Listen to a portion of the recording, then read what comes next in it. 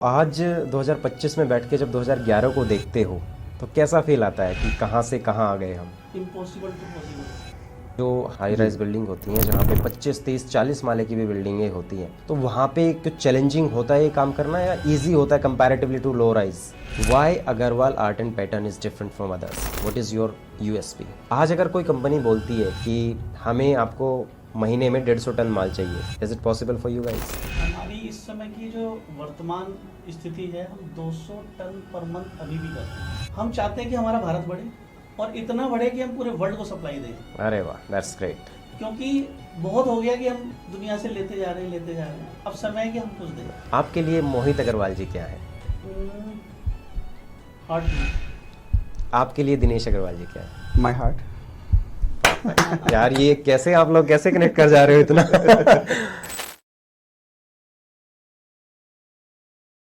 नमस्कार दोस्तों, मैं अश्विनी कुमार आपका स्वागत करता हूं एक और पॉडकास्ट में। एक बिजनेस कोच होने के नाते मेरा मन होता है कि अलग अलग एंटरप्रेन्योर्स के साथ बैठूं और फर्स्ट जनरेशन एंटरप्रेन्योर से जब भी मैं मिलता हूं तो मेरा दिल बाग बाग हो जाता है। उसका कारण केवल इतना है कि फर्स्ट जनरेशन एंटरप्रेन्योर अपनी मेहनत के दम पे यहाँ पहुंचता है। उसको फैमिली से विरासत में कुछ नहीं मिला होता है, कोई ऐसी कहानी नहीं होती है कि हाँ पापा ने पैसा लगा दिया, दादा ने पैसा लगा दिया या 10 साल 20 साल से व्यापार चल रहा है अब मैं संभाल लेता हूँ जी।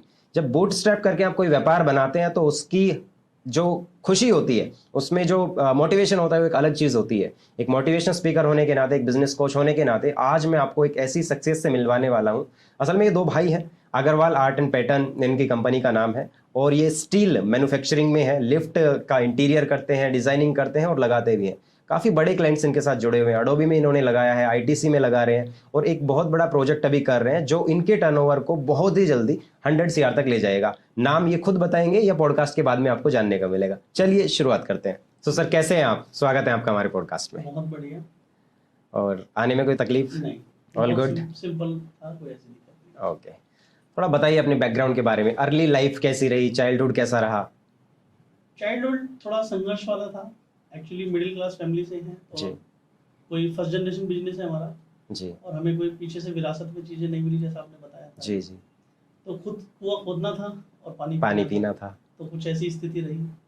बाकी 2001 के बाद हमने अपना डिजाइनिंग, पहले अपना ग्राफिक डिजाइनिंग। हाँ, पहले आप ग्राफिक डिजाइनर थे। डिजाइनर हैं बेसिकली, दोनों ही ग्राफिक डिजाइनर। तो एक्चुअली फिर हम ग्राफिक डिजाइनिंग करते करते प्रोफेशनल हुए।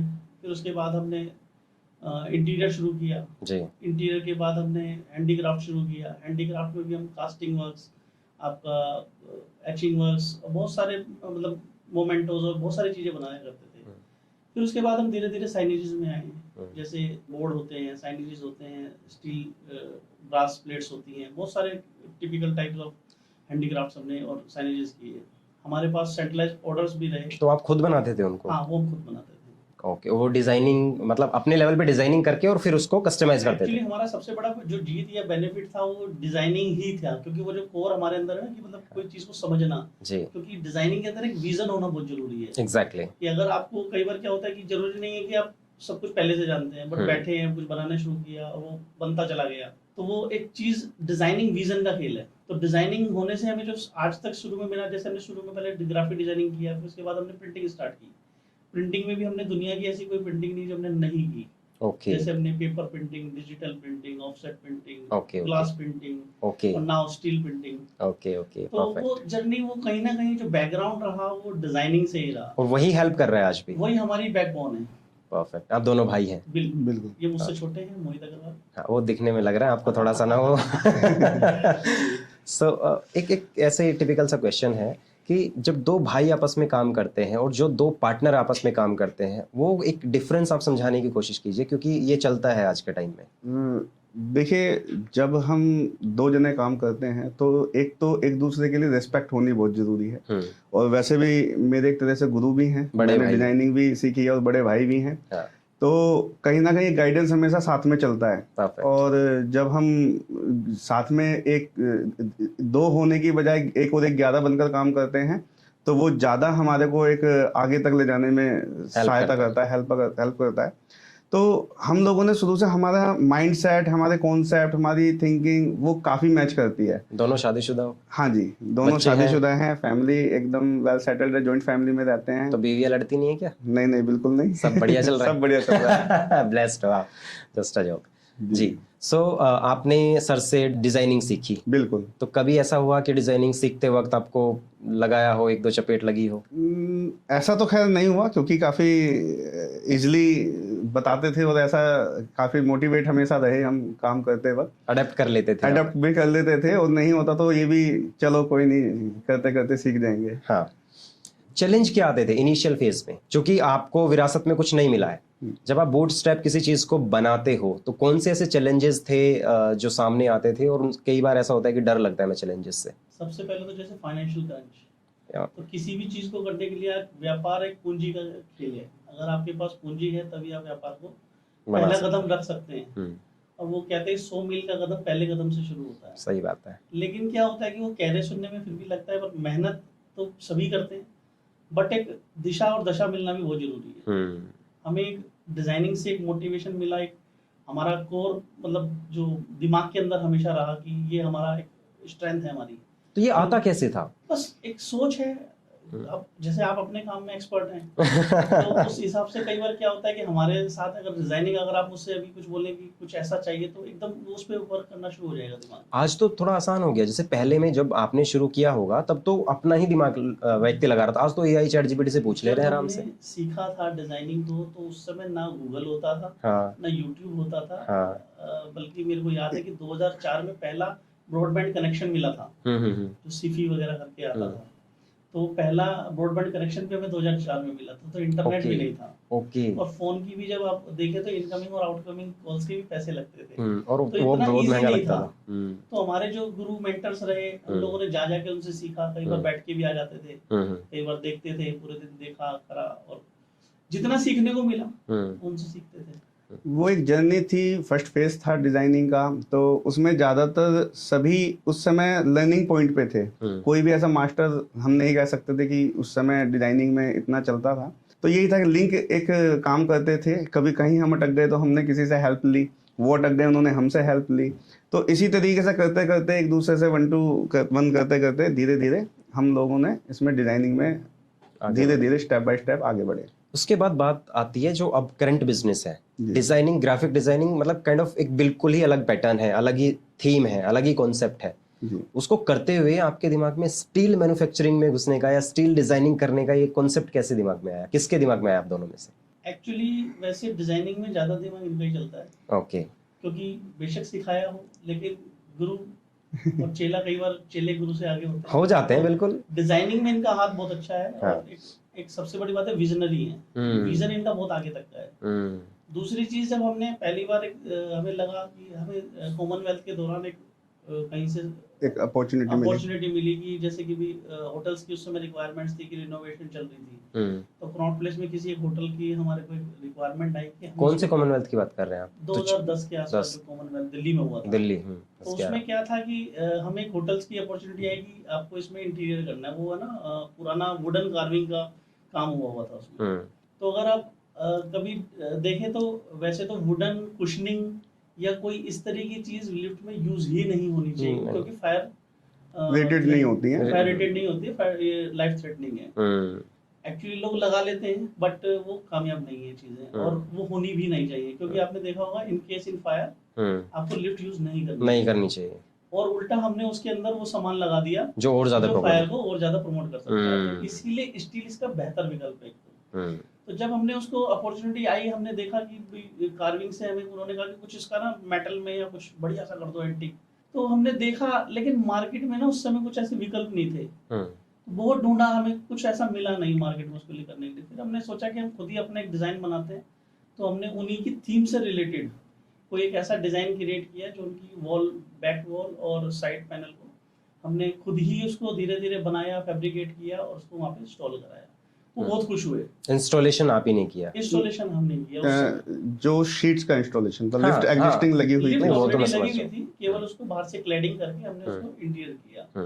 अब उसमें जब हमें ये लगा दिया तो हमें भी एक विजन आया कि हम क्यों ना हम जैसे हम साइनेजेस वगैरह करते थे तो काम डिफरेंट था हमारा। जब होटल्स में करते थे, बैंक्वेट्स में करते थे। फिर समझ में आया कि हम लिफ्ट इंडस्ट्री को भी एक्वायर कर सकते हैं। तब वो वहां से एक विचार जन्मा कि हम इसको लिफ्ट में भी कुछ कर सकते हैं, और लिफ्ट ही बना देंगे अब तो। लिफ्ट ही आज लिफ्ट में कर रहे हैं जो भी तो, कर रहे हैं। तो ये दिमाग आपके दिमाग में आया, सर के दिमाग में आया? एक्चुअली इनके दिमाग में आया, जॉइंट ही है, क्योंकि एक्चुअली जब अपॉर्चुनिटी आती है, हमारी नॉट प्लेस में शॉप थी उस दौरान, और वहाँ पर जब क्लाइंट्स आते थे तो हम जॉइंटली विजन ही एक शेयर करते थे कि इस तरीके से एक रिक्वायरमेंट है और हमको ये लिफ्ट इंटीरियर करने की एक ऑप्शन मिल रही है। फिर मार्केट गए, वहाँ हमने देखा चावड़ी बाजार उस समय स्टील के लिए एक अच्छा विकल्प था, कहीं मार्केट भी नहीं थी। तो वहां मैंने बहुत सारी जगह देखा किसी के पास केवल प्लेन स्टील ही मिलती थी, आप उसे हेयर लाइन या इस तरीके से उसमें कह सकते हैं, बस वो जनरली वही मेटेरियल वहां अवेलेबल होता था। उसके बाद एक शॉप मुझे मिली थी जहां उनके पास चाइना से कुछ रखे हुए सैंपल थे, जो डेकोरेटिव थे, उनके पास कुछ थे सैंपल, लेकिन उनके पास भी क्वांटिटी उस हिसाब से थी नहीं। प्राइस मैंने उनसे पूछा, बहुत ज्यादा उसका प्राइस था, 95,000 1 लाख रुपीज के दैट टाइम। एक शीट का उन्होंने मुझको प्राइस बताया और मैं शॉक हो गया। मैंने इतने की तो पूरी लिफ्ट नहीं लग जाएगी जितने में हम खाली मेटल परचेज करेंगे। तो उन्होंने बताया कि अभी वो पॉसिबिलिटी नहीं है। फिर उन्होंने कहा कि 4 से 5 महीने लगेंगे अगर आप कोई भी हमको डिजाइन बोलते हो लगाने के लिए। और आप समझते हैं कि 4-5 महीने कोई ऐसा समय नहीं है कि कोई क्लाइंट हमको प्रोवाइड करेगा, उसको बहुत जल्दी रहती है काम करने। तब हमने उसको अपने एंड पे जितना हम बेस्ट टू बेस्ट कर सकते थे तो हमने उसको बनाया, वहाँ पे डिजाइनिंग करा और उसको तो जैसे तैसे हमने बहुत अच्छे तरह से करके एक प्रोजेक्ट को हैंड ओवर किया।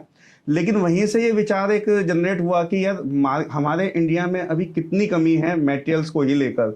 कोई अगर लिफ्ट को बनाना चाहता है, कोई प्रोजेक्ट डेवलप करना चाहता है, किस तरीके से करेगा जब मटेरियल ही अवेलेबल नहीं है। आज अगर सपोज कीजिए किसी ने फाइनल कर भी दिया कि हमें ये आप डिजाइन की शीट मंगा दीजिए और अपने में इंटीरियर करेंगे, और वो आने में ही 4 से 5 महीने लगे, और आप कहते हैं ना खुदा ना खास्ता अगर वो किसी वजह से खराब हो गई शीट या डैमेज हो गई मैन्युफैक्चरिंग प्रोसेस में कहीं भी कुछ भी हो सकता है, तो उस समय फिर अगर आपको अगेन मंगानी है तो पैसा तो लगेगा ही लगेगा, साथ में जो वो टाइम कंज्यूम होगा वो कोई नहीं उसको बियर कर सकता। कस्टमर खराब हो जाएगा वहां से और फ्यूचर रिलेशन भी खराब होने की फ्यूचर रिलेशन खराब हो जाएगा। तो यही सब देखते हुए फिर हमने जो हमारा एक हैंडीक्राफ्ट जो हम बिजनेस करते थे, जो हम साइनेज करते थे, वो बहुत छोटे ही साइज पे रहता था, ज्यादा 2 फुट बाय 1 फुट तक की ही हम बड़े बड़े वो करते थे। फिर हमने उसको एक्सपेंड किया। अब यहाँ एक चैलेंज और था, हमने कुछ देखा ही नहीं था कि ये बड़ी शीट्स कैसे चाइना में तैयार होती होगी या किस तरीके से वो लोग मैन्युफैक्चरिंग का उस टाइम पे कुछ था नहीं। और आप इंडिया में भी देखते हैं कि मैन्युफैक्चरिंग कोई सोचता भी नहीं था, डरते हैं, आज भी डरते हैं, बिल्कुल डरते हैं। और ट्रेडिंग में लोग ज्यादा विश्वास रखते हैं कि ट्रेडिंग करो, लाओ और बेचो, कि भाई लाओ बेचो, 2 पैसे का प्रॉफिट लो, ये वो खत्म करो। तो उस समय उस प्लांट को डेवलप करना वो एक चैलेंज मुझे लगता है कि हमारे लिए था और टर्निंग पॉइंट था हमारे लिए, क्योंकि आप समझिए कि खाली कह देने से कोई चीज बड़ी नहीं होती। आज उस समय जो इन्वेस्टमेंट चाहिए थी, जो जगह उसको एक बड़ी करने के लिए आपको बड़ी जगह की जरूरत थी, वो फेस था हमारी लाइफ का, एक स्ट्रगल पॉइंट जिसे कहते हैं, कि चैलेंजेस जिसको कहते हैं, कि हमने वो फेस किया। तो आज 2025 में बैठ के जब 2011 को देखते हो तो कैसा फील आता है कि कहाँ से कहाँ आ गए हम? इम्पॉसिबल टू पॉसिबल ऐसा लगता है। एक्चुअली ये हमारी विडंबना थी कि हिंदुस्तान में कुछ बनता नहीं था। आज भी बहुत सारी प्रॉब्लम्स है। ये तो जब से मैं थैंकफुल हूँ कि मोदी गवर्नमेंट जब से ये मेक इन इंडिया बिल्कुल आए और मतलब विजन भी बढ़ा और अब जाकर हमारे देश में बहुत कुछ बनता है। बिल्कुल, आप पहले देखेंगे कोई भी चीज होती थी सब इम्पोर्ट ही होती थी, सब इम्पोर्ट होते थे, तो इम्पोर्ट के ही भरोसे होते थे, कोई भी रेट आ रहा है, क्या ग्रेड आ रहा है, क्या उसकी क्वालिटी आ रही है, हम हमारे हाथ में कुछ था ही नहीं। अब क्या है कि आज हम हर चीज को कह सकते हैं कि क्या क्वालिटी चाहिए, क्या आपको डिजाइन चाहिए, क्या आपको कलर चाहिए, सब कुछ अवेलेबल है। तो आपने जो आपका बिजनेस है उसकी SOP सब आप ही ने बनाई है? बिल्कुल, आप दोनों का ही दिमाग उसके पीछे। बिल्कुल, डिजाइनिंग से लेके उसकी एग्जीक्यूशन तक, सब कुछ यहाँ तक कि लिफ्ट इंडस्ट्रीज में जो काम कर रहे थे लोग, उनको भी बहुत सारे आइडियाज हम लोगों ने ही प्रोवाइड किए, चाहे वो उसकी फ्लोरिंग से रिलेटेड हो, बैक पैनल्स हो, साइड पैनल्स हो, सीलिंग्स हो, एवरीथिंग हम लोगों ने डिजाइन करी और मार्केट को सर्व करी। और आज आप देखेंगे 99% कहीं भी अगर आपको डिजाइनर लिफ्ट मिलती है उसमें अग्रवाल आर्ट एंड पैटर्न की डिजाइनर शीट जरूर होती है। बिल्कुल, वो मैंने 1-2 जगह नाम भी आपका देखा है। बट एक और मेरा सवाल यहाँ पे है, जो हाई राइज होती हैं, हाई राइज बिल्डिंग होती हैं जहाँ पे 25, 30, 40 माले की भी बिल्डिंगें होती हैं, तो वहाँ पे कुछ चैलेंजिंग होता है ये काम करना या इजी होता है कंपैरेटिवली टू लो राइज? या कहीं छोटी जगह काम करने? सेम ही होता है। एक्चुअली क्या होता है, हमारा इंटीरियर पार्ट कैबिन के अंदर और डोर तक ही होता है। तो आप देखेंगे वो तो आप किसी भी फ्लोर पे करेंगे। लिफ्ट का मूवेबल तो वो एक अलग पार्ट है, वो अलग पार्ट है, वो अलग पार्ट है। बाकी जो इंटीरियर का पार्ट है वो तो सेम ऐसा ही होता है जितना एक 4th माले की बिल्डिंग होती है या आप 20 माले कर दें, उसमें कोई ऐसा ज्यादा डिफरेंस नहीं कभी होता। ऐसा होता है कि मान लो मैंने आपको बोल दिया कि यार अपने लेवल से कोई डिजाइन दे दो बना करके, और आपने सब कुछ कर दिया कि हाँ चलो बंदा ट्रस्ट कर लेगा, क्लाइंट ट्रस्ट कर लेगा, और साथ में कुछ ऐसा हो गया हो कि यार नहीं यार ये तो मजा नहीं आ रहा यार, कुछ चेंज करना होगा? कभी ऐसा हुआ है कि डिमोटिवेशन हुआ है? उम्मीद से ज्यादा ही मिला उन्हें, उनको उम्मीद से ज्यादा मिला है। एक्चुअली हम दूसरे का टेस्ट भी समझ लेते हैं। अब जैसे हम फुल्ली, एक तो सबसे बड़ी हमारे साथ जो जीत है हमारी, हम मैन्युफैक्चरर हैं। आपने सोचा और हमने बना दिया। ओके। आपने सोचा कि भाई मुझे कोई ब्रांडिंग करनी है तो ब्रांडिंग मिल जाएगी। आप सैंपल्स दिखाते हो पहले? किस? हाँ, सैंपल्स वगैरह एग्जीक्यूट होते हैं। पूरी डिजाइनिंग टीम है हमारे पास जो पहले एग्जीक्यूट करती है, आपको क्या चाहिए, किस तरह का वर्क चाहिए, फिर उस पर एक लेआउट बनता है, फिर कस्टमर को दिखाते हैं, फिर वो अपनी फाइनल जो भी उनकी कॉल होती है कि ये चाहिए, फिर उसको एग्जीक्यूट करते हैं। जब आप शुरुआत कर रहे थे तो टीम बिल्डिंग में क्या चैलेंजेस आ रहे थे आपको? क्योंकि जीरो से लेकर के ये करोड़ों रुपए का जो सफर तय किया है, या 12 सालों में जहां तक आप पहुंचे हैं, एग्जैक्ट नंबर्स तो आप बताएंगे, तो 2 लोगों का दिमाग शुरुआत में लगा, वो जो डिजाइनर थे, और वो आज जो है ना 50-100 करोड़ रुपए का धंधा बनाने की सोच रहे हैं, या बना भी लिया है कहीं किसी हद तक। तो आज कितने लोगों की टीम हमारे पास है? आज हमारे पास करीबन 150 लोगों की टीम स्टाफ है जी, परफेक्ट, जिसमें हम डिजाइनिंग टीम है, पूरी मार्केटिंग टीम है, परफेक्ट, आपका हेल्पर्स हैं, मतलब हर तरह का पूरा एक टीम है। पूरा हर चीज कॉन्सेप्चुअल है कि आपने पहले कस्टमाइजेशन हुआ, जैसे हमारा परचेज डिपार्टमेंट है, मतलब हर चीज एक प्रॉपर सिस्टमेटिक हो गई। अब पहले क्या था, सब कुछ हम ही लोग करते थे, खरीदना भी हमें था, बनाना भी हमें था, बेचना। अब डेलीगेशन हो गया है। अब डेलीगेशन, जिसका काम है उसको सौंप दिया कि आप। ओके, तो फ्रीलांसिंग में भी आप हैं? मान लो कोई थर्ड पार्टी से कुछ ऐसा आ गया?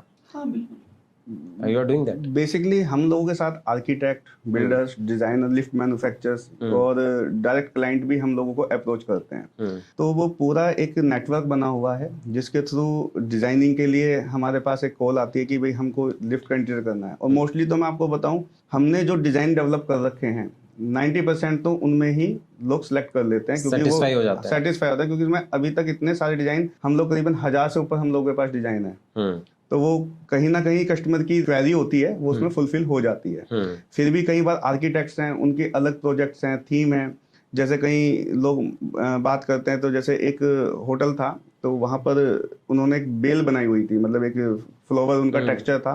तो वो चाहते थे कि उनके एलिवेटर के कॉर्नर्स पे सारे में वही पैटर्न फुलफिल हो डोर्स तक। तो हमने वो उनको कर वहां पर पूरा डिजाइनिंग उनको करके दी, तो पूरा उनका जो इंटीरियर था उससे मैच हो गया।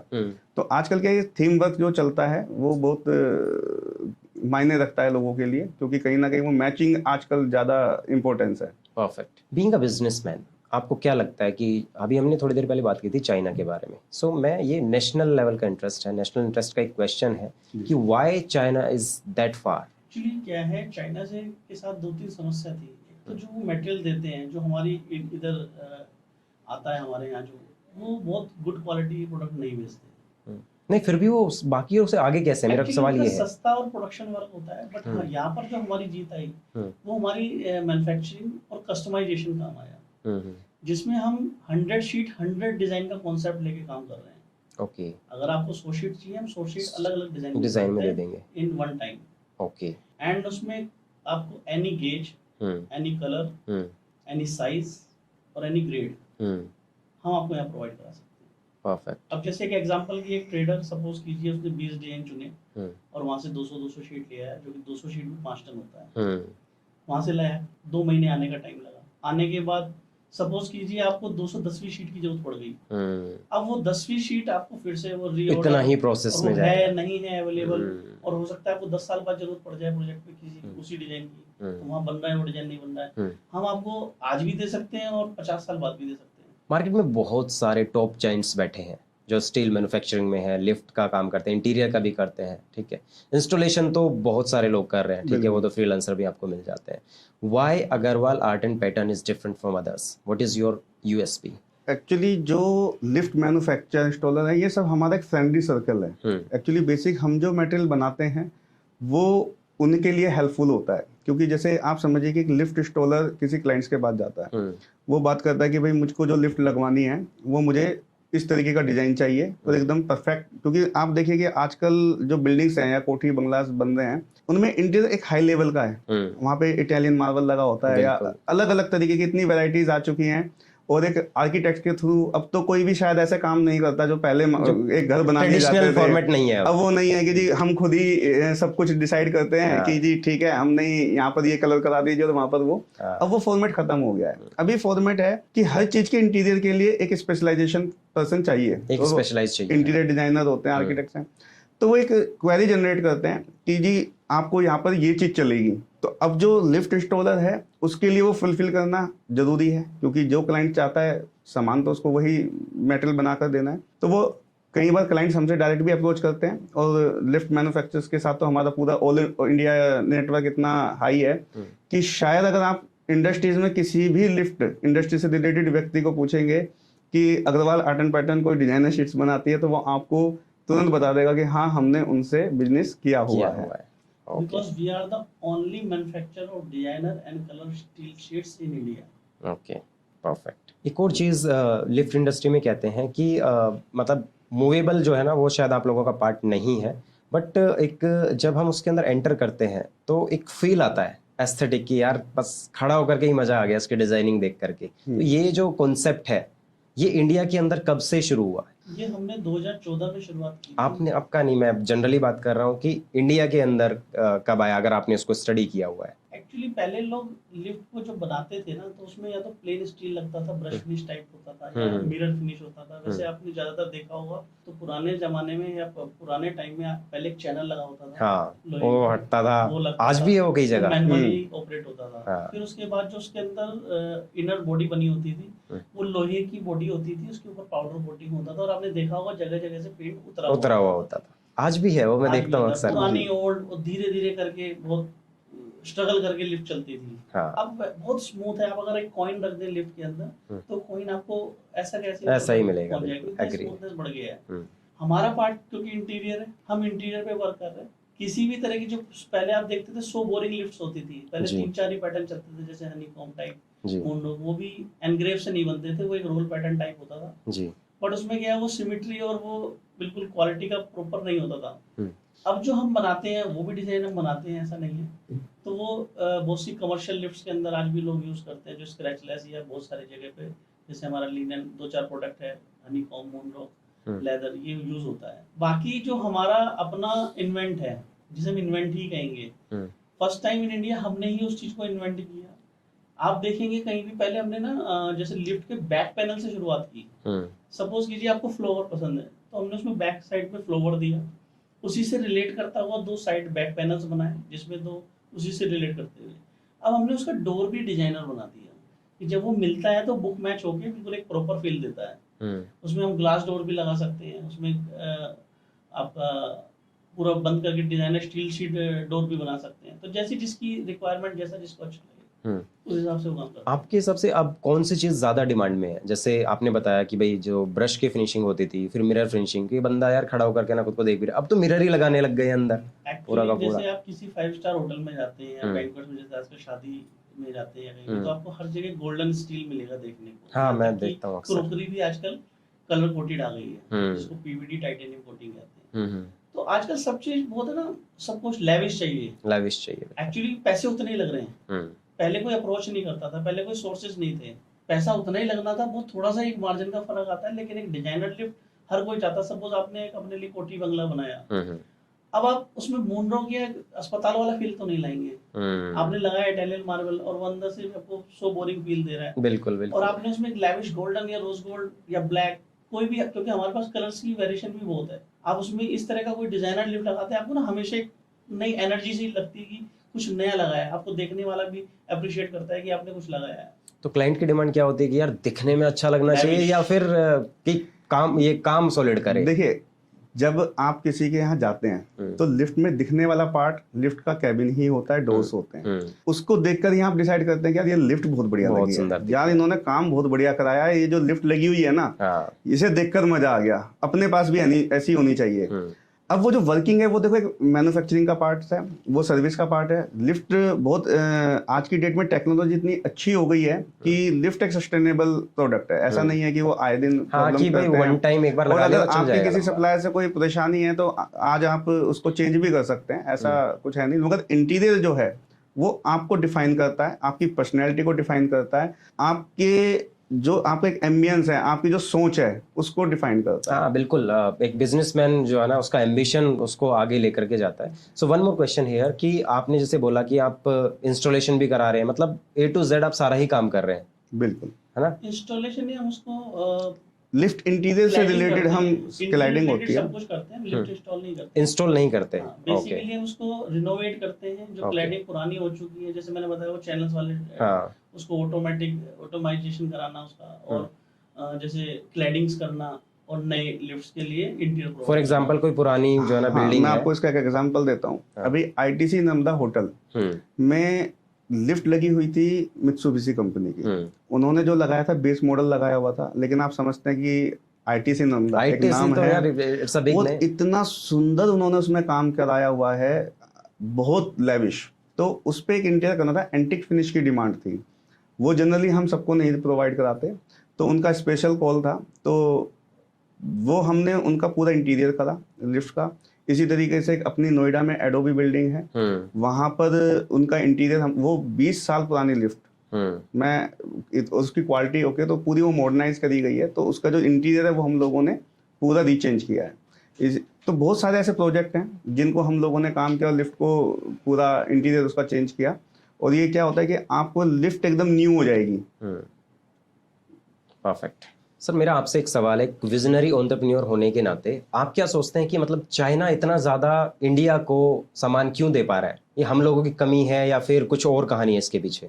अब जैसा कि आप देखिए कि पहले हर आदमी पहले ना ट्रेडिंग के अंदर वो रखता था इंटरेस्ट, कि एक सामान चाइना से लाइए और आप लाके यहाँ बेच लीजिए। मैन्युफैक्चरिंग में किसी का भी कोई रुझान या दिमाग नहीं था। पहले हर गवर्नमेंट, हर जो हमारा बिजनेस कल्चर यही रहा कि एक सामान लाओ, बनाओ, कि बाहर से ही आके बिकेगा, यहाँ तो कुछ बन ही नहीं सकता। और एक कि हिंदुस्तान में तो सुई भी नहीं बनती थी जब आजादी हुई। सही बात है। तो कुछ ऐसा एक विजन रहा, वो थोप दिया गया हम पे कि भाई यहाँ तो कुछ हो ही नहीं सकता।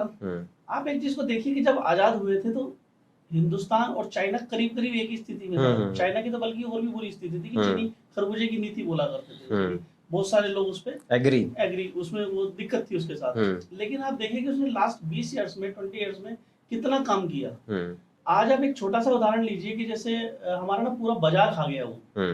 जैसे पहले हम जब बहुत छोटे थे तो पहले एक टमाटर की लड़ियां आती थी दिवाली पे, मोमबत्ती आती थी, तो आप दिया आता था, तो ट्रेडिशनल था।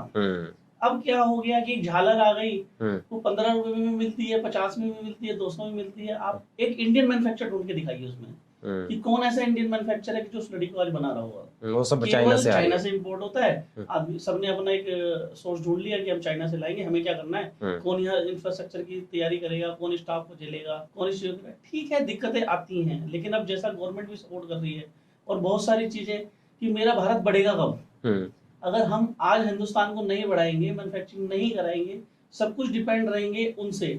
जैसे पहले हम एक चीज देखिए कि पहले वार होती थी तो सैटेलाइट नहीं थे हमारे पास, तो हम दूसरे देशों पे निर्भर रहते थे कि सर सैटेलाइट हमें दे दीजिए। जैसे कारगिल वॉर भी हुई थी, जब उन्होंने हमें नहीं दिया तो उस समय हमारे सबसे ज्यादा सैनिक इसलिए मरे थे क्योंकि ऊपर से जब फायरिंग हो रही थी तो नीचे जाती थी, उनके पास ना बुलेट प्रूफ हेलमेट था और ना बुलेट प्रूफ जैकेट थी, बिकॉज ऑफ इंडिया में नहीं बनती थी। अब आप कानपुर में ऑर्डिनेंस फैक्ट्री है, आपकी अपनी बुलेट प्रूफ जैकेट इंडिया में बनती है। बिल्कुल सही बात है। एक चीज देखेंगे कि अब जैसे अभी हमारा पाकिस्तान के साथ युद्ध हुआ पीछे, जबकि हमें दिल से भारतीय होना चाहिए और खाली कह देने से भारतीय नहीं होंगे। पेट्रोटिज्म ये नहीं है, बिल्कुल सही बात है। जब तक हम कुछ बनाएंगे नहीं, हम सब पे निर्भर। सपोज हमने एक विमान लिया, हम उसने अपनी टेक्नोलॉजी को हमारे साथ शेयर ही नहीं किया। आज हिंदुस्तान में आप देख रहे हैं कि मोदी गवर्नमेंट जिस भी प्रोजेक्ट को ला रही है उसमें उसका जो सीक्रेट्स हैं वो सब यहाँ हमारे पास मेड इन इंडिया है, मेक इन इंडिया। डीआरडीओ हमारा इतना अच्छा काम कर रहा है। बिल्कुल, आज हमारे पास मिसाइल्स हैं, हमारे एक मित्र हैं डीआरडीओ में साइंटिस्ट हैं। आज हमारे पास हर चीज है। और सोर्सेस, संसाधन देखिए, जरूरी नहीं है कि आपके पास सब कुछ होगा तभी आप तैयार होंगे, तो किसी ने तो पहली शुरुआत की होगी। बिल्कुल। तो ब्रिटेन हमारे पे राज कर गया क्योंकि हम लोग यूनिटी नहीं है। हम लोग कभी देश के बारे में सोचते नहीं है। हर आदमी सोचता है अरे उसके घर में हो रहा है ना, हमें क्या फर्क पड़ रहा है। सही बात है। तो कहीं ना कहीं जब तक हम नहीं बढ़ाएंगे इंडिया में, जब तक मैन्युफैक्चरिंग नहीं आएगी, तब तक आप अपनी अगली पीढ़ी को क्या देके जाएंगे। यहाँ पे एक चीज और है बहुत सॉलिड जो मेरे दिमाग में आई है कि मान लो कल को इन बाहर के देशों ने हमें सामान देना बंद कर दिया, तुम तो दिवाली बनाना भूल जाओगे। तो आप देख रहे हैं ना, जैसे कि अभी अमेरिका ने टैरिफ लगा दिए, हाँ, चार्जेस बढ़ा दिए, बिल्कुल। तो अब तो माल महंगा हो गया, आप हाँ, कैसे बेचोगे। सही बात है, मार्जिन्स नहीं आएंगे। ये तो हमारा हिंदुस्तान आज मजबूत स्थिति में है कि मोदी जी की वजह से आज उन्होंने अमेरिका तक को और यूरोपियन यूनियन को भी घुटनों पे ला दिया। बिल्कुल हिला दिया है जी, बिल्कुल हिला दिया है। तो आप इस चीज को देखें कि इंडिया मजबूत बनाया, हमने बनाया जब भी हुआ ना। अगर हम भी 70 साल से सोचते रहते कि जैसे पहली गवर्नमेंट हमारे साथ काम करती थी कि भाई हो जाएगा हो जाएगा, खाली पहले होता था कि सर 1 रुपया निकलेगा तो 10 पैसा पहुंचता था, पहले ये थॉट्स होते थे हमारे हिंदुस्तान में। लेकिन आजकल सारी चीजें हिंदुस्तान में बन रही हैं और बहुत अच्छी दिशा में चल रहा है। और अगर 10 साल आगे इसी तरह से चला तो आप देखना कि चाइना की हमें जरूरत नहीं पड़ेगी। लेकिन आपके बिजनेस में तो आपने चाइना को मतलब ओवर पावर कर ही दिया है एक तरीके से। हम तो बैकआउट करते हैं, हम उसको मतलब निकल लो बाहर यहाँ से, हम नहीं चाहते कि वो हमारे बिजनेस में। देखिए एक इस पे एक बात जरूर कहूंगा जी, चाइना, ये बात हकीकत है कि उसने हर फील्ड में अपने पैर जमा लिए हैं और कहीं ना कहीं वो इतना घुस चुका है कि उसे बाहर निकालना काफी डिफिकल्ट रहा हम सब के लिए। लेकिन हम जो ये शीट्स का जो बिजनेस हम लेकर चल रहे हैं, ये हम कह सकते हैं हमने चाइना तक के लिए एक दीवार खड़ी कर दी है इस मार्केट में एंटर करने के लिए।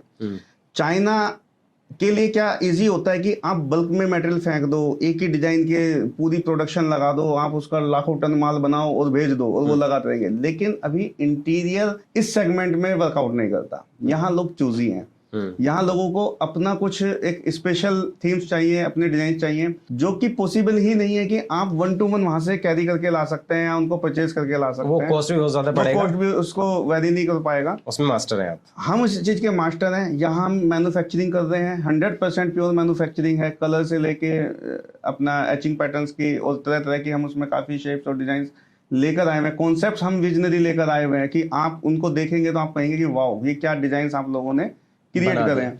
तो चाइना के लिए हम ये कह सकते हैं कि हमने चाइना को 10 कदम पीछे हटा रखा है अपनी इंडस्ट्रीज के अंदर, और उसके लिए अभी पॉसिबल नहीं है हम लोगों को मैच करना, क्योंकि यहाँ पर कोई 100 सीट मानता है, हम उन्हें 100 सीट में 100 डिजाइन दे सकते हैं। अगर हमसे वो चाहते हैं कि भाई हमको इस तरीके से कोई भी आर्ट वर्क बनाना है, वो बहुत इजी है हम लोगों के लिए काम कर देना। तो यहाँ चाइना को तो हम कह सकते हैं कि हमने डिफीट दिया है उसमें। अभी मार्केट में क्या है कि कुछ बड़े प्लेयर हैं, हम बड़ी ओएम्स कह सकते हैं, या कुछ लोग हैं जो खाली इंपोर्ट को बहुत ज्यादा भी प्रेफर करके चलते हैं, केवल कुछ प्राइस के चलते हुए कि भाई आप कह सकते हैं कि अगर वो कुछ बल्क में लाते हैं तो उन्हें कुछ 500-1000 रुपए सस्ता मेटेरियल पड़ सकता है, तो वो उसके लिए कोशिश करते हैं कि हम हमेशा वहां से वो प्रॉफिट करते रहें। लेकिन ये लॉन्ग लास्टिंग नहीं है। हमें अपने देश के लिए सोचना पड़ेगा, हमें कुछ करना पड़ेगा मार्केट के लिए, अपने आने वाली जनरेशन के लिए।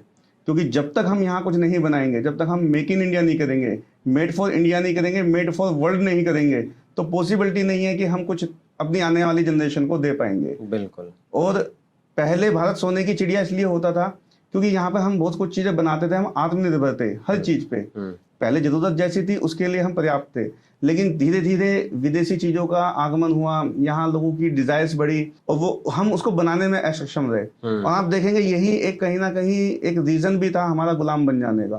और हम अभी इस दिशा दशा से थोड़ा सा बाहर निकल रहे हैं। ऑल ओवर अगर आप पूरी इंडस्ट्रीज पे देखें तो भारत अभी काफी सारे प्रोडक्ट मैन्युफैक्चरिंग करने लगा है, और जो हम मैन्युफैक्चरिंग कर रहे हैं इसको कहीं ना कहीं हम यहाँ के परिवारों को, यहाँ के लोगों को रोजगार दे रहे हैं, देश बढ़ रहा है। देखिए सरकार से ये कह देना कि खाली हमें सरकारी नौकरी दे दो, ये रोजगार नहीं होता। सही बात है। रोजगार बहुत सारे फॉर्म्स में आ सकता है। फैक्ट्रीज में अगर मैं कहता हूँ कि अगर 100 पीपल हमारे साथ है तो 100 फैमिलीज हमारे साथ हैं। आप 500 लोगों का कम से कम पेट भर रहे हैं, ये बड़ी बात है। ये एक रीजनिंग भी है। और लोग जब काम करते हैं वो दक्ष होते हैं, वो ट्रेंड होते हैं, वो धीरे धीरे फिर अपनी उनकी भी प्रमोशन होती है। ऐसा नहीं है आज एक हेल्पर लगा तो कल को वो एक स्किल्ड बनेगा, फिर सुपरवाइजर बन जाएगा, तो सुपरवाइजर बन जाएगा, वो और काम देखने लगेगा। कई लोग अपना भी बिजनेस करना शुरू कर देते हैं। तो ये एक जब ही हो पाएगा जब हम ये सब मैन्युफैक्चरिंग और अपनी इंडिया में सब चीजें करेंगे। सो जैसे जैसे देश बढ़ रहा है तो हमें एक चीज समझने की जरूरत है, जब एम्प्लॉयमेंट क्रिएट होता है तो तभी देश आगे बढ़ता है। अभी हम कहते हैं कि हिंदुस्तान के अंदर 70% लोग ऐसे हैं जो बेरोजगार हैं और स्किल्ड हैं। मैं कहता हूं कि स्किल्ड नहीं है वो, अगर स्किल्ड होते तो रोजगार होता उनके पास। देखिए सभी जितना भी हिंदुस्तान 140 करोड़ के आसपास की हमारी पॉपुलेशन है, बिल्कुल। ये मोदी जी का एक वो वाक्य बोला अच्छा लगता है कि आपदा में अवसर ढूंढना। कि हम 140 करोड़ तो हैं, पर हम खुद ही बहुत बड़ा बाजार हैं। हमें बाहर की जरूरत जब पड़ेगी पहले हम अपने घर को पूरा करें। हम बाहर से हर चीज को इम्पोर्ट करते हैं। अभी हमारे पास इतनी अपॉर्चुनिटीज है कि हम अपने घर में ही, मतलब बहुत बड़ा मार्केट है हमारा, और इसीलिए चाइना या कोई अन्य देश ये सब हमारे ऊपर नजर टिकाए बैठे रहते हैं, क्योंकि हमारी पॉपुलेशन वर्ल्ड में नंबर 1 है। तो सब चाह रहे हैं हमारे साथ व्यापार करना कि भाई इंडिया में एंट्री करो। हो। देखिए, इंडिया में जो पॉपुलेशन है वो खाली राजनीति में गरीब दिखाई जाती है, वरना एक्चुअली में आप देखेंगे हर ज्यादातर लोग बहुत अच्छा डेवलप कर रहे हैं। हाँ। काफी अच्छे तरीके से एग्जीक्यूट कर रहे हैं, पर्सनैलिटी उनका काफी अच्छा डेवलपमेंट है और चीजों पे पैसे भी खर्च होते हैं, वरना एप्पल ऐसे ही कैसे मार्केट में इतना ज्यादा सेल आउट हो जाता है। बिल्कुल, इसमें एक ऐड ऑन करना चाहूंगा। पहले 100 में से 2 आदमियों के पास होता था, अब 100 में से 80 लोगों के पास 80 लोगों के पास, क्योंकि उसने माइंड पढ़ लिया कि इन लोगों को चाहिए। और साला EMI का ऑप्शन दे दिया, पहले EMI का ऑप्शन था नहीं। सस्ता नहीं करूंगा, लो तुम्हें रास्ता दे दूंगा दूसरा। एक और चीज यहाँ पे है कि जो आपने बोला ना, पर्सनैलिटी डेवलपमेंट हो रहा है, लोग सीख रहे हैं, समझ रहे हैं, वाकई ये हकीकत है। क्योंकि हर एक इंसान के हाथ में आप देखो बड़ा फोन है, वो गाड़ी की इच्छा रखता है, वो अच्छी बाइक से चलता है, अच्छा कपड़ा पहन रहा है आज के टाइम में ना, तो ये है एम्प्लॉयमेंट। गाड़ी में मैं एक उदाहरण दूंगा, पहले हमारे बाजार में सबसे सस्तियां गाड़ी ज्यादा बिकती थी। हाँ। अभी आप देखेंगे 15 से 20 लाख 25 लाख तक की गाड़ियों का सेगमेंट बढ़ गया है। तो ये दर्शाता है कि कहीं ना कहीं लोगों के पास पैसा आया है, वो कहीं ना कहीं एक चीजों के बारे में इस चीज को कंसिडर करते हैं कि यार एक पर्सनैलिटी और एक स्टेटस कुछ चीज होती है, और हमारा प्रोडक्ट हमेशा स्टेटस को ही दर्शाता है। वो मैं तो कभी कभी कहता हूँ कि वो है जरूरत के लिए नहीं, जरूरत तो लिफ्ट बन गई है। हाँ। क्योंकि आज पहले जब कहीं भी कोई बिल्डिंग कंस्ट्रक्ट होती थी या कुछ होता था तो उसमें ना लिफ्ट के बारे में आप सोच ही नहीं सकते थे। लिफ्ट कहाँ होती थी? लिफ्ट मुझे याद है एक हरिद्वार में भारत माता मंदिर था, वहां पे टिकट लगती थी और ज्यादातर लोग खाली उस लिफ्ट में सफर करने के लिए, देखने के लिए कि कैसा फील होता है, वो उसमें ऊपर जाते थे, फिर 1 बाय 1 फ्लोर से नीचे डाउन आते थे। तो लिफ्ट की तो स्थिति हमारे देश में उस समय वह थी। और आप कनॉट प्लेस में जाएंगे तो गिनी चुनी बिल्डिंग्स होती थी, जैसे अंबादीप, नौरंग हाउस, परिक्रमा हाउस, तो ये सब जो बिल्डिंग्स थी इनमें लिफ्ट होया करती थी और जब वो एक स्टेटस सिंबल लगता था। लेकिन आज लिफ्ट हर घर में है। अभी कोई भी प्लान बनता है, चाहे वो 100 स्क्वायर यार्ड्स का हो, चाहे 60 स्क्वायर यार्ड्स का हो, कहीं ना कहीं लिफ्ट उसमें प्लान की जा रही है, क्योंकि लिफ्ट का साइज भी अब कस्टमाइज हो गया है। हाँ। आप उसे 2% के लिए भी ले सकते हैं, 3% के लिए भी चल सकता है, 4% के लिए भी आप उसे बनवा सकते हैं, और बाकी लिमिट कोई नहीं है। आप उसे 26% पे जाइए, 50 पे जाइए, बहुत अलग तरीके से आज कस्टमाइजेशन लिफ्ट के अंदर आ चुका है और ये एक नेसेसिटी का पार्ट बन गया है। फैमिली में हमारे पेरेंट्स होते हैं, अब देखिए घुटने सबके खराब हो चुके हैं, होंगे ही सर। और अब 60 साल आते आते घुटने इंसान ही खराब हो जा रहा है, क्योंकि एज फैक्टर भी मैटर कर रहा है। और 60 साल के बाद मुझे लग रहा है कि बहुत लोगों को नी रिप्लेसमेंट की जरूरत पड़ती है। आज क्या है ना, हमारा खान पीन भी वैसा नहीं रहा है, वो ना उसमें वो बड़ी चीज है। चलिए, coming back to your business कि Agarwal art and patterns, USP की हमने बात की, बहुत सारी चीजों की बात की। आज अगर कोई कंपनी बोलती है कि हमें आपको महीने में 150 टन माल चाहिए, is it possible for you guys? हमारी इस समय की जो वर्तमान स्थिति है, हम 200 टन पर मंथ अभी भी कर रहे हैं। अभी भी कर रहे हो? और ये बढ़ सकता है? बढ़ सकता है फ्यूचर में। उसके हिसाब से मशीनरी प्लांट होंगी, इसके हिसाब से सब कुछ होगा, तो धीरे धीरे हम बढ़ा ही रहे हैं। तो आपका स्टोरेज कितना अभी है? हमारे पास अभी 200 टन की कैपेसिटी बिल्कुल रेडी है। ओके। स्टोरेज से भी और आपकी मैन्युफैक्चरिंग से भी, सेल से भी। ओके। और जैसे जैसे हम बढ़ेंगे, हमारा 400 टन और 500 टन तक को इसको ले जाने का अगले 1 से 2 साल के अंदर इसका टारगेट है। सो आप एक विजनरी एंटरप्रेन्योर हैं, आपको क्या लगता है जो स्टील मैन्युफैक्चरिंग का जो मार्केट साइज है वो कितने हजार करोड़ का होगा इंडस्ट्री? देखिए, एलिवेटर का मार्केट साइज हजारों करोड़ से ऊपर का है। हाँ। अभी एकदम एग्जैक्ट फिगर देना थोड़ा मुश्किल है। हाँ। मगर आज लिफ्ट के अंदर, पहले हम जब स्टार्टिंग हमने ये बिजनेस किया था तो हम देखते थे क्वांटिटी है ना बहुत बहुत नॉमिनल होती थी। महीने में जैसे कि कोई 2 लिफ्ट लगा रहा है, कोई 1 लिफ्ट लगा रहा है। अभी आप देखिए हजारों की संख्या में मैन्युफैक्चरर लिफ्ट इंस्टॉलर अवेलेबल है मार्केट में, और हर एक क्लाइंट कम से कम 10 से 15 लिफ्ट बहुत इजीली इंस्टॉल कर देता है। तो आप मार्केट साइज समझ सकते हैं कि किस लेवल का बढ़ चुका है, जिसमें एमएनसीज जो हैं उनका अपना एक एरिया अलग है जहां वो अपना परफॉर्म करते हैं, उनका अपना क्वांटिटी और लिफ्ट लगाने का है। लेकिन जो लोकल्स को जो एक प्रोत्साहन मिला है, उसमें मैं मानता हूं कि कहीं ना कहीं डिजाइनर लिफ्ट बहुत ज्यादा एक रोल इसमें प्ले करती है। क्योंकि क्या होता है कि जो कई MNCs तो अब डिजाइनर में इंक्लूड आ चुकी हैं और वो बहुत अच्छी लिफ्टें इसको सर्व कर दी हैं। लेकिन अभी भी कुछ टिपिकल और ट्रेडिशनल आप कह सकते हैं कि सोच वाले कुछ हैं वहां पर लोग की जो कहते हैं कि अभी हमारा चल रहा है और बिक रहा है। लेकिन आप देखिएगा कि जल्दी ही मार्केट रेवोल्यूशन आ रहा है और ये ट्रेंड बिल्कुल चेंज हो जाएगा। अभी अच्छे गवर्नमेंट टेंडर ने ओपन हुए हैं तो लोकल्स में काफी लोग उस चीज को फुलफिल कर रहे हैं और बहुत ही एक बेटर सिचुएशन क्रिएट हो गई है। लोग अच्छे तरीके से काम को कर रहे हैं और डिजाइनर लिफ्ट इस समय एकदम पीक पर है।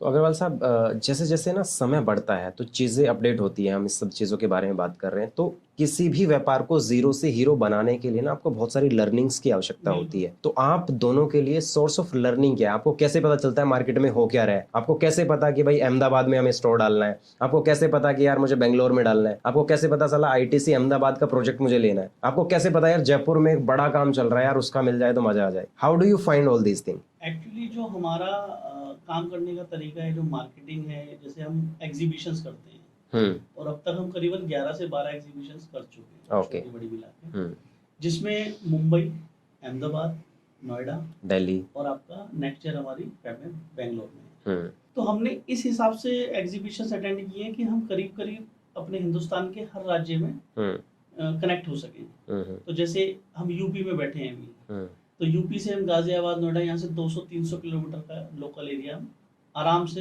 कवर कर सकते हैं। फिर हम अहमदाबाद चले गए, अहमदाबाद हमने अपना आउटलेट बनाया। फिर वहां से हम वडोदरा और बहुत सारे ऐसे 200-300 किलोमीटर है जो इजीली चेज कर सकते हैं। फिर हम बेंगलोर चले गए, तो जहाँ कर्नाटका और ये सब हमारा रीच आपस में कनेक्ट हो गया। फिर हैदराबाद चले गए तो वो भी सब कनेक्ट हो गया। अब हमारा नेक्स्ट पॉइंट जैसे फ्यूचर में है कि हम मुंबई, चेन्नई और कोलकाता में भी अपने आउटलेट्स खोल सकते हैं। अब क्या होता है कि जैसे हमारा जब एग्जीबिशन करते हैं तो बहुत अच्छा फुटफॉल होता है और लोग आते हैं, उसको सराहते हैं कि आपने कुछ नया बनाया, क्योंकि हम जब भी कोई एग्जीबिशन लगाते हैं हर बार कुछ नए डिजाइन आते हैं। उस डिजाइन की वजह से हमारे पास पूरे इंडिया से इंक्वायरीज आती हैं। तब हमें लगता है कि यहाँ पर डिमांड ज्यादा है कि जैसे सपोज कीजिए अहमदाबाद साइड से जब हमने पहली एग्जीबिशन लगाई थी, उसके 2 महीने बाद ही हमने अपना अहमदाबाद आउटलेट खोल लिया था। तो जहाँ से हमें लगता है, क्योंकि साउथ में अच्छा काम कर रहे हैं लोग, नॉर्थ में भी बहुत अच्छा लोग काम कर रहे हैं, तो नॉर्थ में तो हम खुद ही बैठे हैं, मैन्युफैक्चरिंग यूनिट हमारा सारा गाजियाबाद नॉर्थ में ही है अपना, बट साउथ में, और हम ईस्ट वेस्ट नॉर्थ साउथ पूरा इंडिया कवर करना चाहते हैं। तो उसमें क्या है, जब हमें लगता है कि यहाँ से अप्रोच अब ज्यादा आ रहा है कि हम यहाँ बेच पा रहे हैं और वहाँ भी अच्छा काम आएगा, तो वहाँ से हमें इंक्वायरीज वगैरह जनरेट होने लगती हैं। तो जब लगता है तो फिर हम वहाँ पे चले जाते हैं। Perfect sir.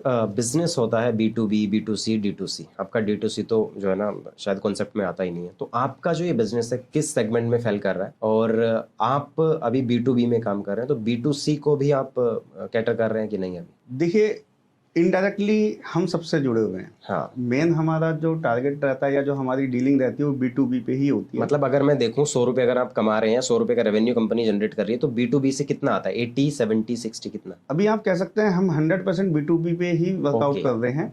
जो B2C है वो क्लाइंटेज हमसे कनेक्ट है, लेकिन क्या होता है कि हम डायरेक्ट प्रोजेक्ट कम करते हैं, तो उसमें थर्ड पार्टी वेंडर हो जाते हैं। मेटल हमारा होता है और गाइडेंस हमारी होती है, फैब्रिकेशन कई बार हम उनको प्रोवाइड कराते हैं। तो उस तरीके से हम कनेक्ट हो जाते हैं अपने क्लाइंट के साथ, और वो जो एक क्वेरी होती है वो हम फुलफिल कर पाते हैं। अब जैसे मेक इन इंडिया का हमने कई बार जिक्र किया, तो 2016 में जब मोदी जी ने मेक इन इंडिया को लॉन्च किया था, तो मतलब मेरा सौभाग्य था कि उसकी ट्रॉफी भी मैंने ही बनाई थी। Oh wow, that's perfect. जो कि ब्रास मेटल के अंदर हमने बनाई थी और 24 कैरेट प्लेटेड भी थी।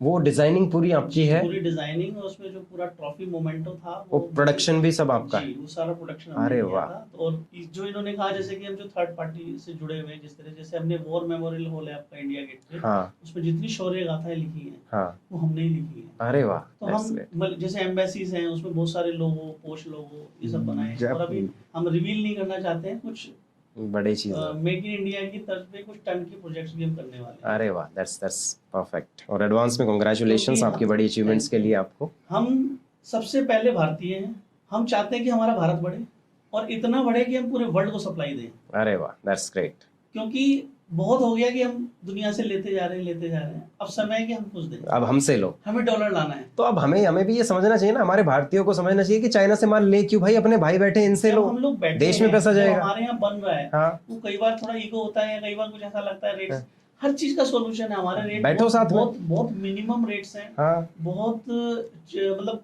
क्वालिटी को कंसीडर किया हुआ है पहले। बिल्कुल, खाली रेट्स को कंसीडर नहीं करते हैं, पहले क्वालिटी कंसीडर करते हैं कि जो चीज उसके मानकों के अंतर्गत आती है पहले वो मिलना चाहिए। बिल्कुल। अगर इनको ये समझ में नहीं आ रहा कि चाइना का माल साला 4 दिन टिकता है, कि जो चाइना की एक स्टोरी भी है कि चला तो चांद तक वरना शाम तक। हाँ तो जो आपका मटेरियल आता है, अब मैं आपको बताऊं कि जैसे BIS लगा हुआ है, BIS के अंदर एक नॉर्म्स है कि 1250 बाई 2500 से नीचे आपका कोई मेटल यहाँ पे इंपोर्ट नहीं होगा। BIS means bureau of Indian standard ही कहता है। बिल्कुल। अब उसमें क्या है कि ये हमारे यहाँ अप्लाई है, तो लोग थोड़ा हेरा फेरी करके और स्मगलिंग कह लीजिए, चोरी कहलाएगी, तो उसको 1220 बाई 2440 अंडर साइज 304 को 202 ग्रेड 304 है, तो उसमें वो साल्ट है, निकल उसका प्रॉपर है या नहीं है, मतलब उसके जो मटेरियल साल्ट्स हैं या जो उसकी कॉन्फ़िगरेशन है वो प्रॉपर नहीं होती है। लेकिन यहाँ क्या है, लोगों के दिमाग में सस्ता सस्ता और खाली इंपोर्टेड लगा रहे हैं, हमारा काम चल रहा है। तो मेरा सभी को एक सुझाव है कि पहले भारतीय बने, थोड़ा सा इंडियन प्रोडक्ट को बढ़ावा दें, आत्मनिर्भर बने और आत्मनिर्भर बने, और वोकल फॉर लोकल। कहीं ना कहीं हमें अपने प्रोडक्ट को स्ट्रेंथेबल बनाना है, और हम जो चीज दे रहे हैं आप यकीन मानिए वो किसी US स्टैंडर्ड से भी नीचे नहीं है। परफेक्ट। आप कुछ ऐड ऑन करना चाह रहे थे? जब बात ट्रेडर्स की चल रही थी और जैसा आपने कहा कि मेक इन इंडिया सब कुछ है, लेकिन क्या है देखिए, हमारे ना इंडिया में मार्केट की एक साइकोलॉजी भी है। जैसा जब हमने स्टार्टिंग में काम स्टार्ट किया तो हम चावड़ी बाजार, हमारे अच्छा मार्केट है स्टील को लेकर, जहाँ सब ये होता है, तो हम वहाँ पर गए। तो वहाँ एक शॉप थी, उनके पास कुछ सैंपल वहाँ हमको दिखे और उन्होंने बताया कि हम मंगा देंगे। प्राइस उनके बहुत ज़्यादा थे, तो हमने उनको ऑफर दी कि क्यों ना हम इनको इसी प्रोडक्ट को अगर इंडिया में डेवलप कर लेते हैं और बना देते हैं, तो क्या आप हमारा माल सेल करेंगे? उन्होंने बहुत अच्छा रिस्पांस दिया उस समय कि हाँ जी हम कर लेंगे, आप पहले बनाओ तो सही।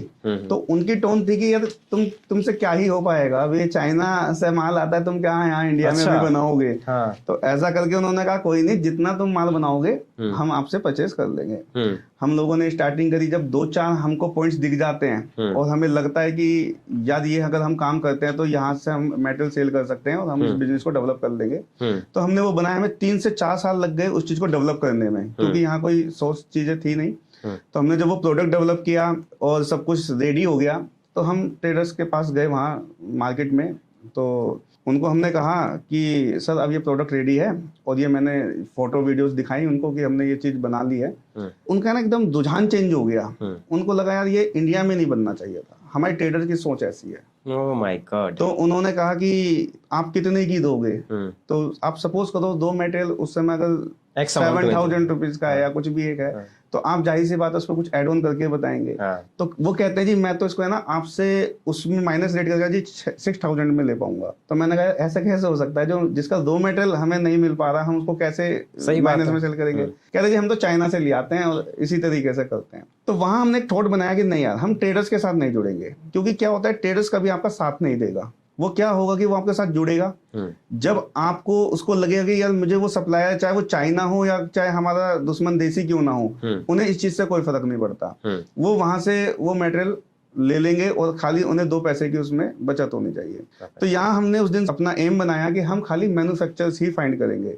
इसी के अंदर फिर हम काफी एलिवेटर्स वालों के पास गए, हमने वहाँ ढूंढा कि भाई उनको अपने प्रोडक्ट्स के बारे में बताया। तो ज्यादातर लोगों का थोड़ा सा अंदर एक संकोच था, उन्होंने कहा यार ये नया प्रोडक्ट है, पता नहीं चलेगा नहीं चलेगा, हम लगाएंगे तो करें, तो थोड़ा डरे वो लोग। तो एक फरीदाबाद में क्लाइंट थे हमारे, एजेड थे, लेकिन थोड़ा हौसला उनमें बहुत अच्छा था। तो मैंने उनको प्रोडक्ट दिखाया, उन्होंने भी कहा कि भाई देख प्राइस तो थोड़ा सा कैसे कंसिडर करेंगे, अभी जो प्राइस में लिफ्ट चल रही है और कुछ नया लगाते हैं, क्लाइंट को पसंद नहीं आया। तो मैंने उन्हें ऑफर दी कि आप मुझे खाली सीट की कॉस्ट ही दीजिए, हम आपका साथ देंगे, खाली सीट की कॉस्ट दीजिए, हम आपको डिजाइन फ्री ऑफ कॉस्ट करेंगे। ओके। और हम आप लिटरली बिलीव करेंगे कि हमने उन्हें कम से कम भी 15 से 20 लिफ्ट का मटेरियल फ्री ऑफ कॉस्ट, खाली on costing, without any profit, बिना प्रॉफिट हमने उनको सप्लाई किया। उससे हमें एक बेनिफिट हुआ कि वो धीरे धीरे जब मार्केट में इस्टेब्लिश होने लगी, तो कंपटीटर्स होते हैं एक मार्केट में, बहुत जल्दी चीजें वायरल हो जाती हैं। तो ये जस्ट एक डिजाइनर कैबिन है ना, हमारा वायरल हो गया, लोगों ने हमें ढूंढते हुए आने लगे और जो क्लाइंट्स थे वो कहते थे यार ये शीट कौन बना रहा है यार, ये चीज तो अलग ही लग रही है। अच्छा, क्लाइंट्स का भी डिमांड हो गया, वो अपने किसी फ्रेंड सर्किल में देखता था यार तूने तो बड़ी बढ़िया लिफ्ट लगवा ली और मेरा तो यार अभी जिससे लगवाई उसने तो काम खराब कर दिया। तो वो चीज जनरेट हुई। तो यही एक मार्केट डिमांड यहाँ से एक निकली कि 1 to 1 फिर माउथ पब्लिसिटी हुई। जो सप्लायर थे, जो क्लाइंट्स थे, उन लोगों ने इसको बहुत सराहा और मैं उन सबका लिए थैंक्स कहना चाहूंगा कि उन्होंने इतना प्यार दिया हमारे प्रोडक्ट को और हमको कि हम आज इस चीज को एक बड़े बिजनेस में डेवलप कर पाए। Perfect perfect. अग्रवाल साहब, एक और चीज़ है, आज देश आगे बढ़ रहा है ना, तो इसके पीछे बहुत बड़ा कंट्रीब्यूशन है डिजिटलाइजेशन का, डिजिटल चीज़ों का, टेक्नोलॉजी का। जिस इंडिया के अंदर पहले टेक्नोलॉजी की बातें नहीं होती थी, आज हर घर में होती है, हर जबान पर है। आपके बिजनेस में चाहे वो कोई प्रोटोटाइप आपको रेडी करना है, वो रैपिड एक्सपेंशन करना है किसी चीज़ का, जल्दी से जल्दी डिज़ाइन देना है, मल्टी टाइप डिज़ाइन देने हैं, इस सब चीज़ों को करने में या अपने बिजनेस को बढ़ाने में एआई या टेक्नोलॉजी आपको कितना हेल्प कर रहा है? देखिए, अभी तक तो एआई अभी थोड़ा शुरू ही हुआ है। हाँ। लेकिन हम जब से कर रहे हैं, जब हम एआई वाले जमाने से थे नहीं। हाँ। लेकिन आज हम जब निरंतर करते आज हमने अपने सेटअप को उस ऊंचाइयों पे पहुंचा दिया है कि जो इंडिया में सेटअप है हमारे पास, वो पूरे इंडिया में किसी के पास नहीं है।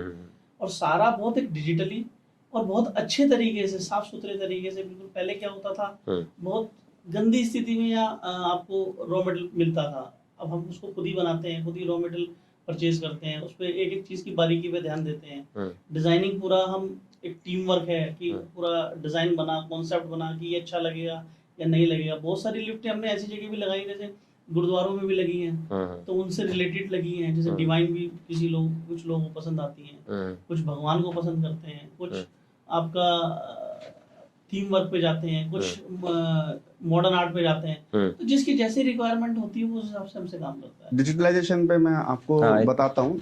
एक्चुअली हम लोगों ने एक वेबसाइट डेवलप किया है, कभी हमारी वेबसाइट विजिट करेंगे, मैंने देखा।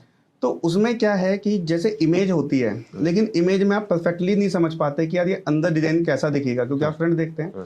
तो हमने हर प्रोडक्ट पे एक 360 व्यू लगाया हुआ है। वो मैंने देखा कि 360 हम उसको देख सकते हो करके। तो इसके अंदर क्या कॉन्सेप्ट लाए हैं कि हम वो 360 व्यू आप वेबसाइट पे करिए स्क्रॉल, आप पूरा सीलिंग, फ्लोरिंग, बल्कि पूरा उसको घुमाकर आप देख पाएंगे कि आपका कैबिन कैसा दिखेगा। साथ में हम अभी एक प्रोटोटाइप पे एक काम कर रहे हैं।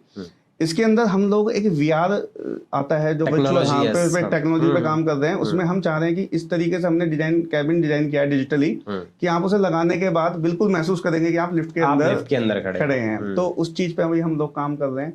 और कहीं ना कहीं जो डिजाइनिंग जो हम शुरू से USP बताते आ रहे हैं, वो है कि कस्टमर को एक चीज दिख जाना, एक चीज समझ में आ जाना कि ये दिखेगी कैसी।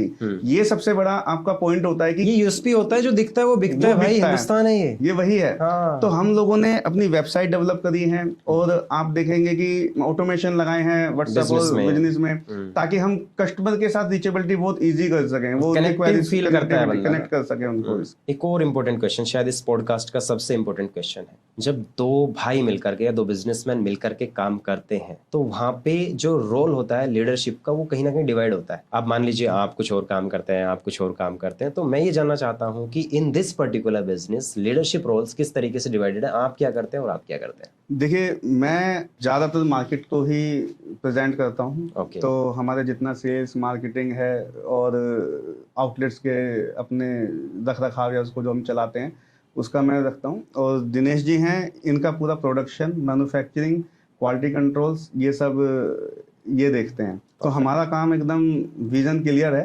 कि जो प्रोडक्शन होगी, ऑर्डर्स जो होंगे वो फुलफिल ये करेंगे, जो ऑर्डर्स आने हैं, जो मार्केट देखनी है, वो मेरे को लेकर आना है। कभी ऐसा होता है दोनों बैठे हो और यार किसी मुद्दे के ऊपर बात कर रहे हो, आपका मानना है कि यार मैं ये करूंगा तो दिनेश भाई ये बढ़ जाएगा, आप कह रहे हो नहीं मोहित जी ये तो गलत है, यार ये ऐसे नहीं बढ़ेगा भाई, ये गलत है। कभी होता है क्लैशेस होते हैं? क्लैशेस होती हैं, लेकिन जीतते हमेशा यही है। ओके, बट बॉन्डिंग अच्छी है। एक्चुअली मुझे ऐसा लगता है कि भाई से बढ़िया पार्टनर नहीं मिल सकता। बट यार एक यहाँ पे मुझे एक डाउट है, just to clarify for my audience, मेरा कॉन्सेप्ट बिल्कुल अलग है। जो आप कह रहे हैं मैं इसमें मानता हूँ, बट वाई अंबानी दोनों जो भाई हैं, मुकेश और दूसरे का नाम क्या है उसका, अनिल अंबानी, उन दोनों के बीच में क्लैशेस हो गई। अभी क्या हुआ कि उन्होंने अपने बेटे की शादी की तो अनिल अंबानी जी कहीं कहीं दिख रहे थे, साथ में इतने सारे ब्यूरोक्रेट्स थे, इतने बाहर के लोग थे, क्योंकि ये शादी नहीं, ये एक पूरा एक बिजनेस गेम था। यहाँ से ना 5 साल बाद आपको देखने को मिलेगा, मतलब कई लाख करोड़ रुपए की डील यहाँ से होने वाली है, और कुछ तो हो भी गई है।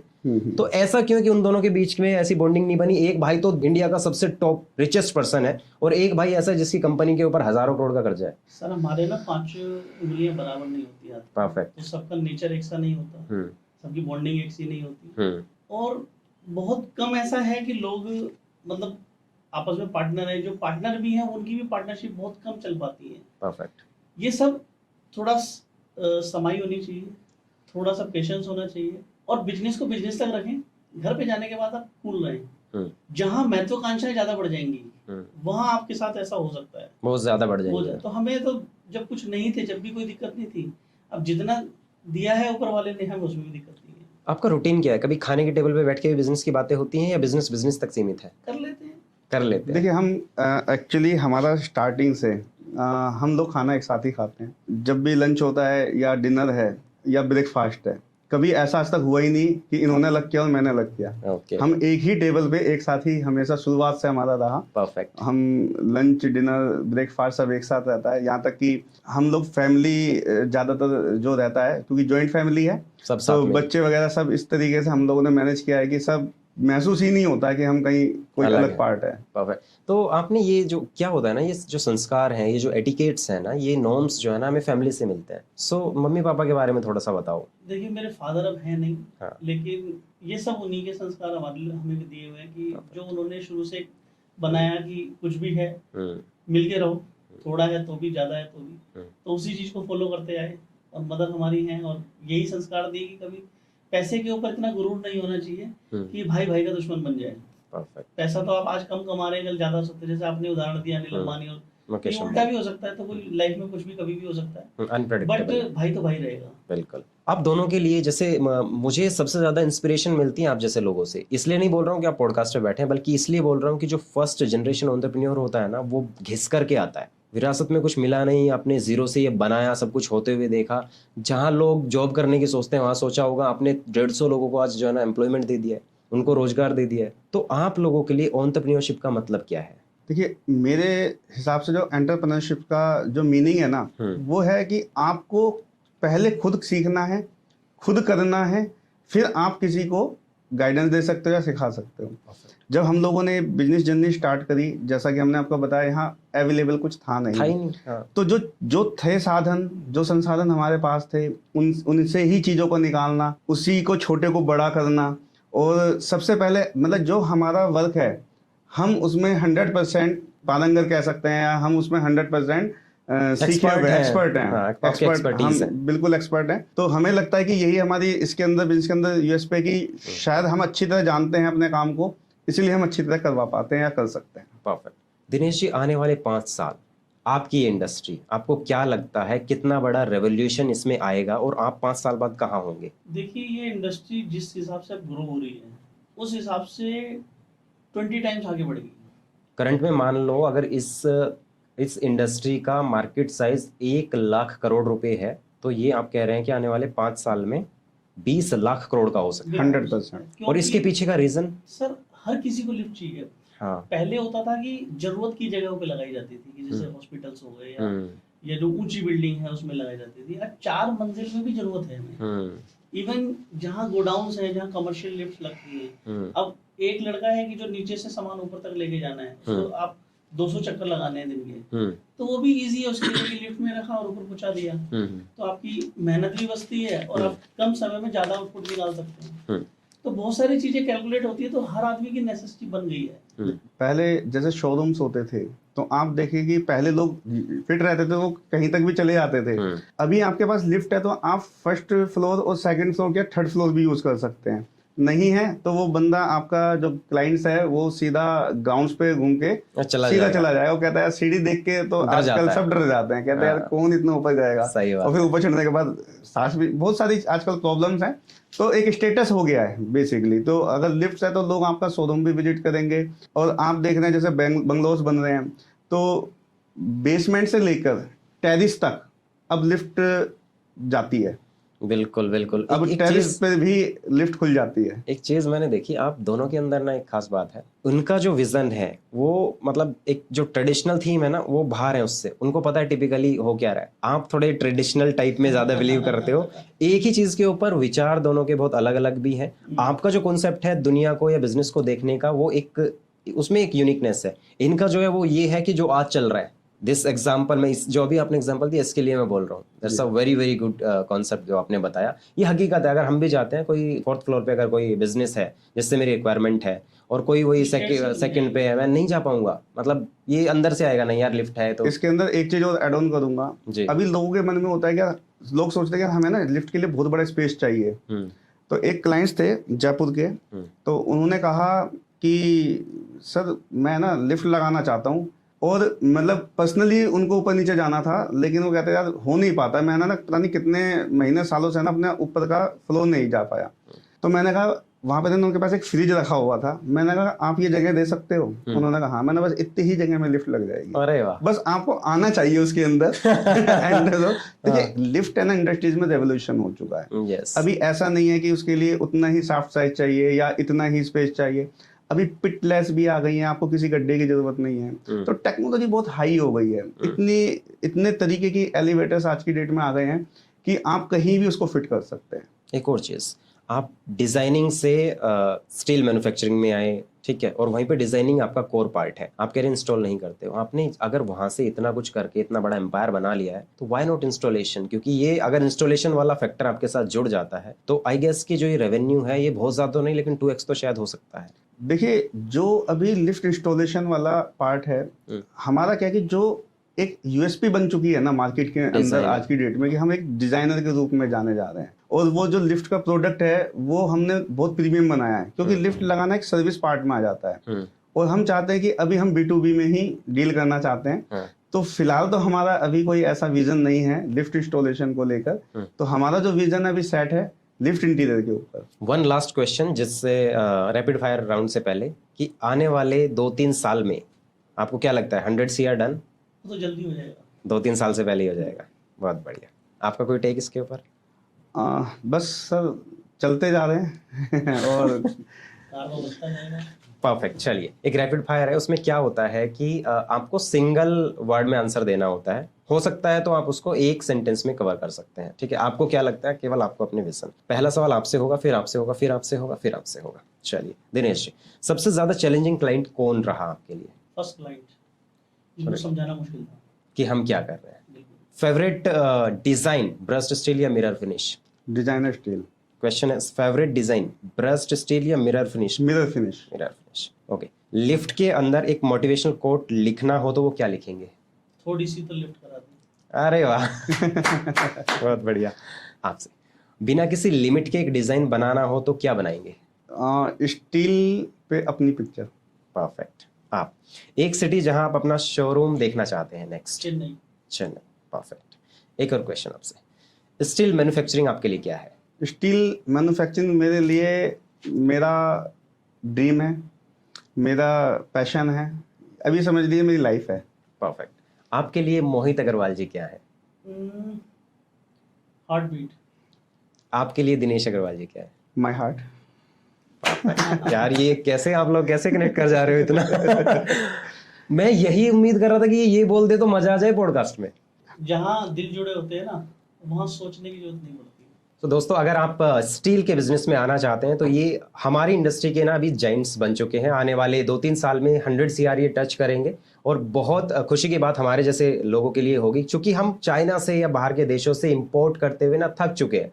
हम अपने देश का पैसा, जिस देश के पैसे से ये देश बढ़ेगा, ये इकोनॉमी बढ़ेगी, एम्प्लॉयमेंट क्रिएट होगा, हम ये पैसा बाहर क्यों दें? अगर आपके देश में ऐसे मैन्युफैक्चरर्स हैं, ऐसे डिजाइनर्स हैं जो आपको अच्छा काम करके दे सकते हैं। ITC is a big brand, Adobe is a big brand. ऐसे लोगों के लिए अगर ये काम कर रहे हैं और आप इस इंडस्ट्री में आना चाहते हैं या फिर आप इस तरह का कोई काम कराना चाहते हैं, तो आई गेस कि अग्रवाल स्टील एंड ये जो इनका काम है, that is one of the best thing you can do. इनकी जो डिटेल्स हैं वो हमारे इस वीडियो के डिस्क्रिप्शन में आपको मिल जाएंगे। और पॉडकास्ट के अंत तक बने रहने के लिए धन्यवाद। जय हिंद, जय भारत।